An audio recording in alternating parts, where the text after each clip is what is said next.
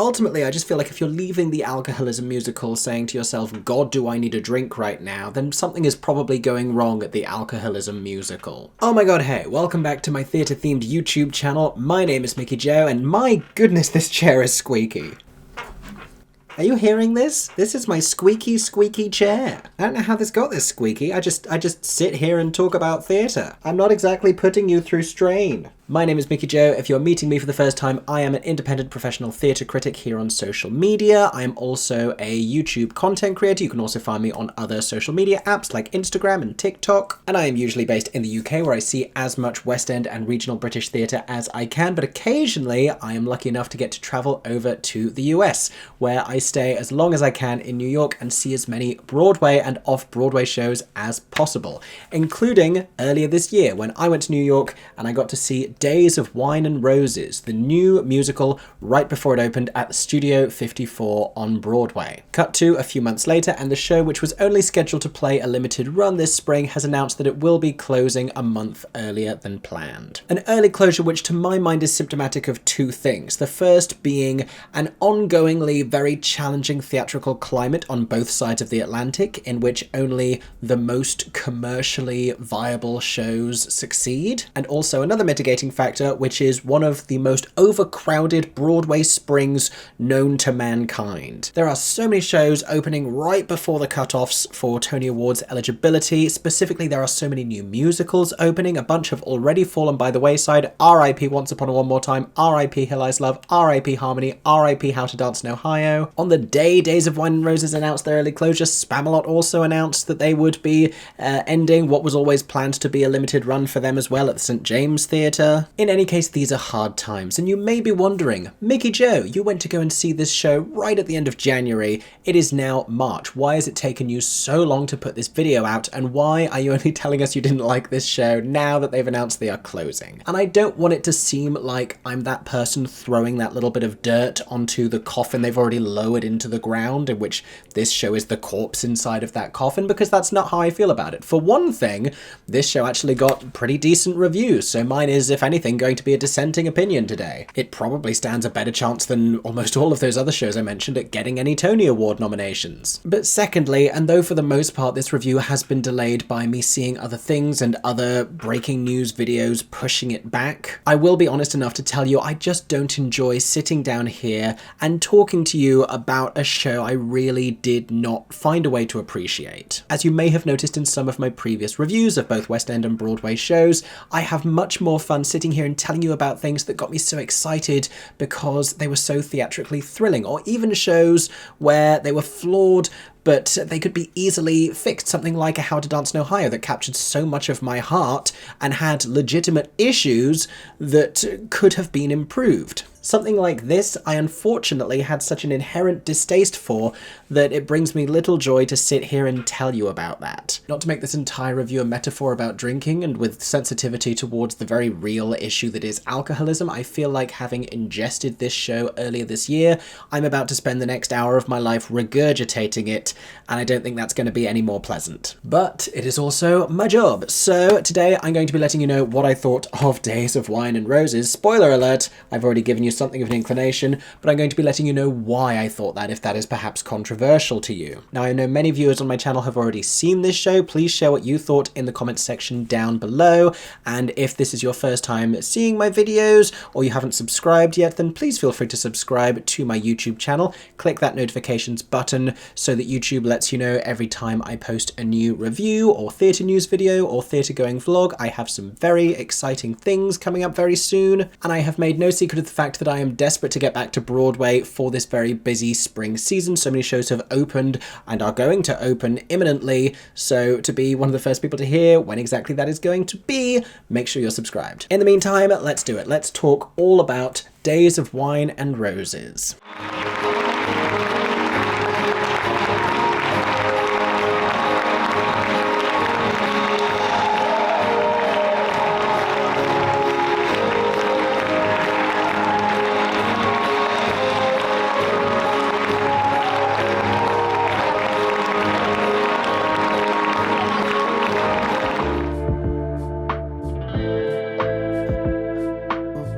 So, Days of Wine and Roses. Now, if this marketing had you convinced that this was a two-hander, by which I mean a two-person show like the last 5 years, then it is not. It just heavily features these two. It has these two leading roles, a smaller supporting part, and then, for the most part, basically cameo appearances. I have referred to it at one point as the largest cast for a two-person show I've ever seen on Broadway. But it is also a star vehicle for the two bona fide Broadway stars appearing in it. Brian Darcy James, who you may know from Shrek the Musical, and Hamilton, and Next to Normal, and Smash. What else has Brian Darcy James done? He's so much more legitimate credits than the ones that I just picked. Titanic? Oh, Something Rotten. This may be the most serious role that he's done on Broadway, at least since Next to Normal. And of course, 7-time Tony Award nominee and Tony Award winner Kelli O'Hara. She won for The King and I, but you may also know her from South Pacific, the Lincoln Center revival, The Light in the Piazza, Nice Work If You Can Get It, Kiss Me Kate recently, also The Pajama Game, and Bridges of Madison County. Now, the show itself is based on the 1962 film of the same name, which was written by J.P. Miller, and it starred Jack Lemmon and Lee Remick in those two roles. I didn't realize it starred Lee Remick until afterwards. Somebody told me this. Lee Remick, who is known to me for having played Nurse Faye Apple in the original Broadway cast of Anyone Can Whistle. But if it seems like I'm distracting myself and you with Broadway trivia, it's because that interests me more than what I have to tell you about. So,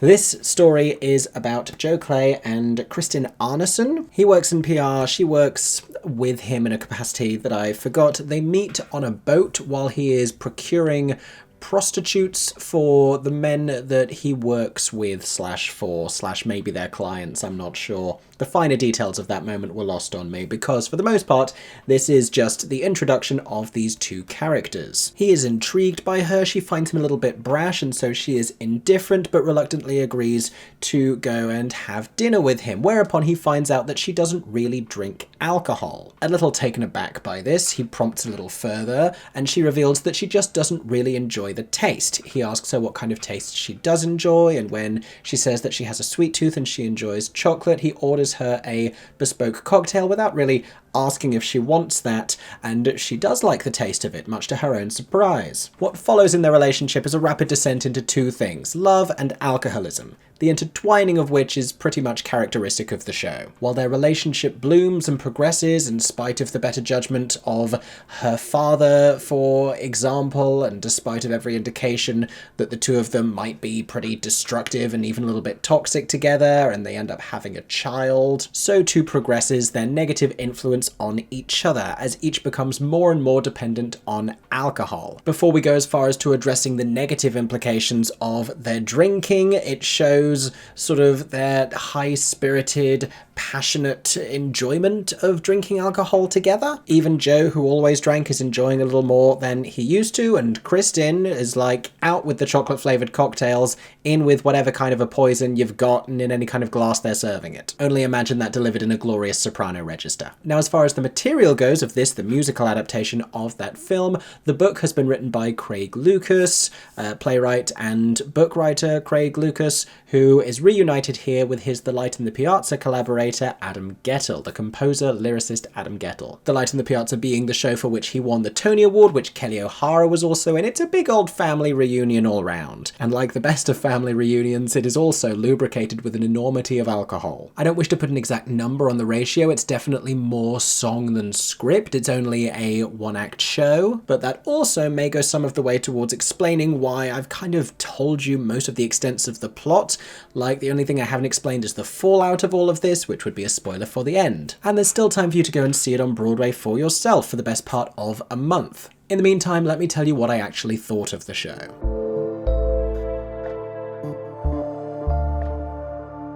So prior to seeing this, I was told that it was technically very impressive, very sophisticated, but that it was depressing as hell, which I don't actually have an issue with. I love a lot of very depressing plays. Give me a good Eugene O'Neill any day of the week, fine with that. And that man wrote some miserable things. And if this show's biggest issue was that it bummed me out, then I wouldn't be sitting here telling you how much I didn't enjoy it. The problem for me, I think, was the distinct lack of subplot, as well as the show's structural approach to telling this story. Let me explain a little bit more. So it's very important that we set up the meeting between these two characters, because Joe is pivotal in bringing about the alcoholism of his future wife, Kristen. She wouldn't start drinking, it seems, if it wasn't for him. And he gives her this first drink, this gateway drug of a cocktail, sort of against her wishes. She's not as reluctant as all that, but he doesn't really ask her. She tells him that she doesn't drink, and that isn't enough for him. He gets her an alcoholic beverage that he thinks she will like because it's not realistic to him. He can't conceive of the fact that someone simply doesn't drink. And the idea of him being the catalyst in her all-consuming, debilitating alcoholism is certainly something that her very resentful father holds on to. He never warms to Joe because he cannot get over this memory that this is all Joe's fault. He doesn't blame his daughter for the behavior that she exhibits, the self-destructive tendencies, the very dangerous things that she does. He attributes all of that to the man who gave her that first cocktail. So the beginning is slow. We do the whole romantic introduction, meet cute but with martinis thing very steadily. And then, like I mentioned to you in that introduction, what follows is rapid. It is a rapid deterioration into alcoholism, which feels sort of unrealistically paced. She tries one cocktail, instantly an alcoholic. And that's because what this show is principally about is the attempt at recovery, is him trying to claw himself out of this lifestyle, trying to drag her up behind him while keeping himself away from temptation, her trying to follow whether either or both of them will ultimately succeed. It's far more about the attempt to overcome alcoholism than it is the actual succumbing to it. So it feels like we've skipped over a fairly pivotal section here. It's also never particularly satisfying, theatrically speaking, to watch something on fast forward. If we were to jump forwards in time, years later, that's something audiences can compute. But to watch something at an accelerated pace just feels like it isn't being necessarily fleshed out, especially when the beginning and end of their story is done very steadily for full, brutal exposure. Now, the other issue I mentioned was about the show's focus, because this does not have what we describe as subplot. We pay sole attention to these two. We are just on them the entire time. There are no real supporting characters.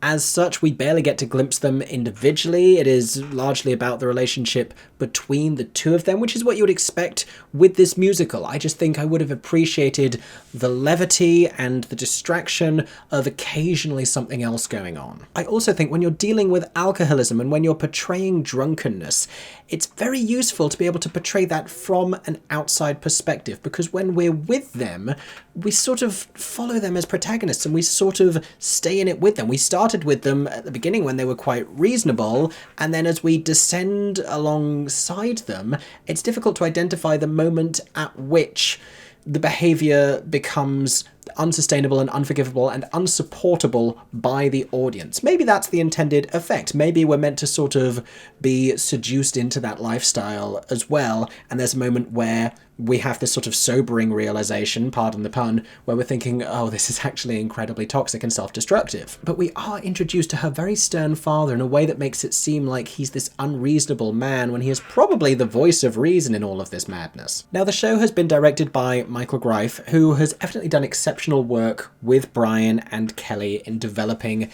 these characters. If there's one thing that's truly great in this show, it's the performances of these two. There are moments around it that I find a little bit puzzling. I don't know if I like the overall staging and design of this particular production. There's nothing about the set that I particularly warmed to. There's a sort of an odd greenhouse. Let me explain the beef I have with this greenhouse, because we are introduced to it for the first time when the two of them are drunkenly stumbling into her father's home, and it's his greenhouse. And after he meets Joe for the first time, the two of them then break into the greenhouse, and we see them in the greenhouse on stage, but we don't actually get shown the greenhouse. Later on, when they then travel back to the greenhouse, we then get a reveal of this greenhouse that we didn't see the first time. It's odd not to use that set piece, which is most of the set when it's finally revealed, when they first first travelled to it. Subsequently, the greenhouse stays exposed and on stage for many scenes that don't take place in the greenhouse. So it's weird to me that we were in the greenhouse but we didn't see the greenhouse, and then we spend the second half of the show seeing the greenhouse when we're not in the greenhouse. I just don't know what to do with this greenhouse, if that wasn't already clear. And I don't need it to be literal, I just need it to be consistent. I also don't think that the show depicts its boiling points particularly well, and this is a story with a lot of boiling points, and these are characters who come to a boil on multiple occasions. But there is a moment in which someone's drunken carelessness actually leads to a fire that nearly kills them and a child, and the way that this is staged is not nearly as gripping or as tense as it ought to be, especially considering how much impact it goes on to have on the rest of the plot. Let me tell you what I thought of the material, because it's clear that I had issues with the focus and what it was that they chose to write about, the actual writing itself and the quality of it. I'm not the biggest fan personally of this sort of recitative light opera style, nor of the whole jazzy things, and I think this score is sort of a fusion of those two ideas. What I like in a musical theatre score is to have melodies that really emerge, and there were 2 or 3 of those, I thought, in this show. I did like the way in which the character of the music informed the sobriety of their consciousness, where the sort of jazzy, syncopated, tripping over notes ideas implies more of a drunkenness, and these soaring, clearer sections imply a mental clarity afforded by not having drunk anything. Whenever the two of them are drinking together and falling back into repeated behaviours, we hear this repeated refrain, and they're singing ba-da-ba-da-ba-da-ba-da-ba-da-ba-da, two strangers, ba-ba-da-ba. And that really works for that. It sounds familiar, of the kind of a thing you might hum to yourself as you're breaking open another bottle of whiskey. Then towards the end of the show, as they each navigate their own journeys of recovery, they both sing a song separately called Forgiveness, which is beautiful and soaring, and is a great marriage of melody and lyric. I do feel as though we could do even more development if there was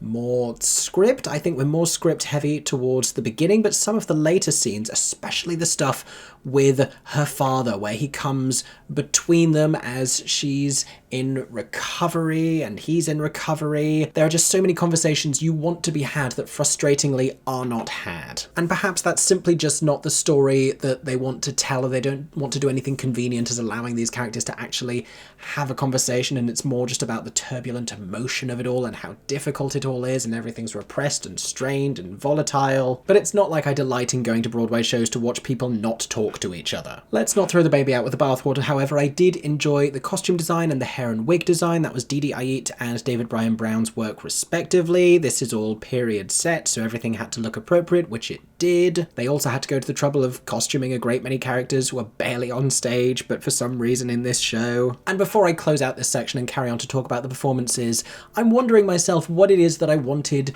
this show to be. And I think the answer is, if we're just going to focus on the emotional connection between these two, where their daughter becomes a factor but isn't really prevalent in the script, and her father isn't really prevalent, and it's just about the impact that they had on each other. If that's going to be the entire focus, I don't need the whole thing to be staged so literally. I don't need it to be linear even. I don't need it to be as clear. If we're going to be with them the whole time, we should probably be perceiving them through a lens of drunkenness when they are drinking as well. If everything were to become slightly more abstract, the whole thing is about, by the end of it, the weight of all of this history and what he did and what he brought her into and what she feels she can't escape out from underneath, rather than making it all about the imagery of how they see the world and not sort of letting us in on that. Could this production have done more to relate their perspective amidst alcoholism to us, the audience, by trying to give us that same insight into how they experience the world? That's a very challenging thing to do, but I think that's what I wanted. Push away the unnecessary side characters, throw every page of this script up in the air, let it fall in a completely different order, allow the memories of what happened to them before to echo and reverberate throughout the rest of the show as their impact is still felt later on. And one big thing here, there is a symmetry that they try to portray in him offering her that first drink and something that happens later on. This is a spoiler. If you don't want to know, skip ahead to the next section because I'm nearly done. But he is in the middle of recovery at this point. He has gone to AA. He has a chip for a certain amount of sobriety. I can't remember exactly how much, but she's gone gone missing, and he goes to seek her out, and she's at a motel drinking by herself, and she resents him for his sobriety, and he's gone to try and rescue her from herself and convince her to join him in trying to clean up their lives. At this moment, she seduces him with the alcohol that she has and convinces him to take a drink and break his sobriety. There's a symmetry with what he did at the beginning and what she does again in that moment. But for us to really feel the weight of that, I feel as though that first drink he gives her ought to be a little more difficult of a transaction, because it sort of lets him off a little too easily for her to just be like, oh, I just don't like the taste of it that much. And he's like, oh, well, let me get you one that you will enjoy the taste of. Because when you see it through the lens of, and that led her into alcoholism that ruined her entire life, it's really bad, right? But in the moment, if she's just like, oh, I don't really like the taste of all the alcohol I've ever tried because I've never had the right drink, and he's like, what flavors do you like? Let me think of something bespoke for you. That's kind of sweet. It's almost charming if you remove it from everything else that happens later. And I think that gesture at the beginning ought to be just a little less charming, and he ought to push her a little more, because then you would have the symmetry between what she does to him later on. In any case, much of the enjoyment of this show comes from these two performances. Let's talk about Brian Darcy James and Kelli O'Hara.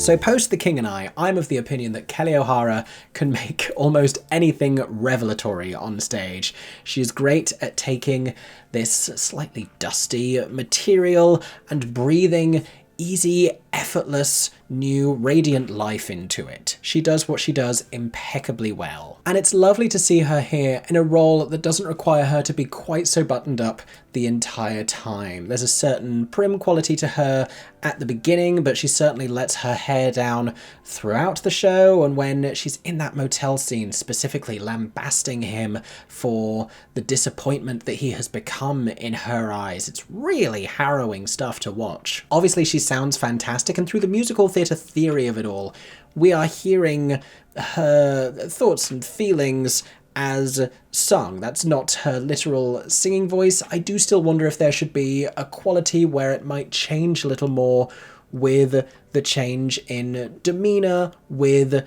the alcoholic state, with the drunkenness, and it sort of doesn't. She sounds relatively pristine throughout to my ears. She also does some of her best work at the very end of this show, again, slight spoilers here, when she is grappling with whether or not to return to her family and making this very difficult last-minute decision. She has the entire audience's heart in the palm of her hand, just squeezing it gently. And of course, it's a beautiful double act with Brian Darcy James. The two of them sound wonderful together. First of all, this is a wonderful marriage of these two impeccable voices, but also have the perfect kind of an uneasy chemistry. They fit neatly together, but without the requisite warmth that is going to make you root for their relationship the entire time. If you're rooting for it, it's for the sake of their daughter and for the sake of each other and the hope that they might be able to sustain each other somehow. His performance, meanwhile, having only experienced recordings and bootlegs of the work that he's done before, I think maybe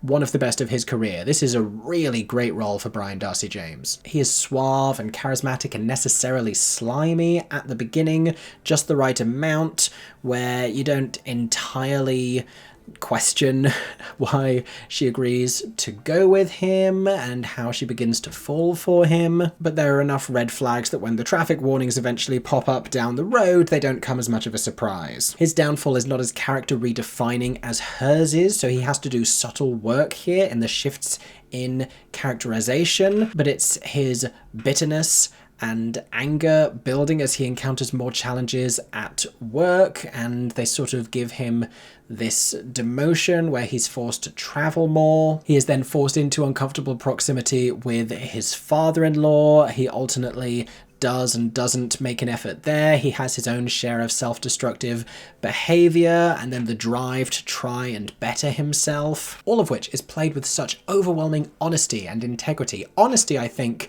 is the adjective for this show and for these performances. There is so much humanity in it, and that is why a lot of people have enjoyed this, I think. It's that real confrontational quality, people who want to go and see something viscerally recognizable on stage, something powerfully, emotionally honest and sort of damaging. And I get that as well. One of my favourite plays of all time is Edward Albee's Who's Afraid of Virginia Woolf, and this certainly has elements of that to it. I think where that one succeeds and this one sinks a little for me is that it chooses to focus on the wrong moments of this relationship, and we sped through this altogether too important middle section. Do I think that they should have embellished on certain parts of this narrative and expanded certain supporting roles to make this into a 2-act musical? Not necessarily. I do acknowledge the logistical challenge they have here, much like a show like Here Lies Love that I thought had scope to become a 2-act musical. The problem is, with that one, the audience have been standing the entire time. Who's going to want to go stand for an interval or an intermission on Broadway and then come back and stand for a second act? On this one, the first act ends on such a depressing note. Who's going to want to go and have a drink in the intermission of this show about life-ruining alcoholism and then return back for the second act? Ironically, like I told you in the beginning, I did want to drink after this show, but it does feel a little uncomfortable to suggest that. More than a little uncomfortable, in fact. And though alcoholism has been depicted before on stage, certainly, I don't know if it's really been talked about in sufficient emotional detail, and I still don't know if it was here. You know, we explored it through metaphor. This is where I would have appreciated a little more script just to really access some of these interesting conversations. You long for the two of them to come back together and really hash it all out, and that frustratingly never really happens. I do also want to mention Byron Jennings, who plays Arneson, who is Kristin's father. He becomes a lot more involved towards the second half of the show, and he does a very good job in characterizing this with a sternness and with a palpable, biting resentment. His is a character I wish had more material, because I think his dynamic with each of them is a fascinating one. I wish he sang. I wish he really articulated his feelings about Joe and about his daughter. I wish we had all of those conversations. But lest I keep going around in circles, I think you get the gist of my thoughts about Days of Wine and Roses on Broadway. Like I said before, if you have been to see this show at Studio 54, especially if you disagreed with me, if you loved this, please tell us why. What is it that I didn't get about this? I'm a grown enough critic to acknowledge I don't get everything, especially on the first viewing. I just made a review about Hadestown where I talked about appreciating it finally on like my third and fourth visits to the show. Certainly I think there's probably more nuance and sophistication in this one that didn't really unfold itself to me. What was it that made you enjoy this show? Or if you agreed with me, what did you think about it? For now, thank you so much for watching today's video. I hope that you have enjoyed. If you did, make sure to subscribe to my theatre-themed YouTube channel for many more reviews coming very soon. I hope that everyone is staying safe and that you have a stagey day. For 10 more seconds, I'm Mickey Joe Theatre. Oh my god, hey. Thanks for watching, have a stagey day. Subscribe!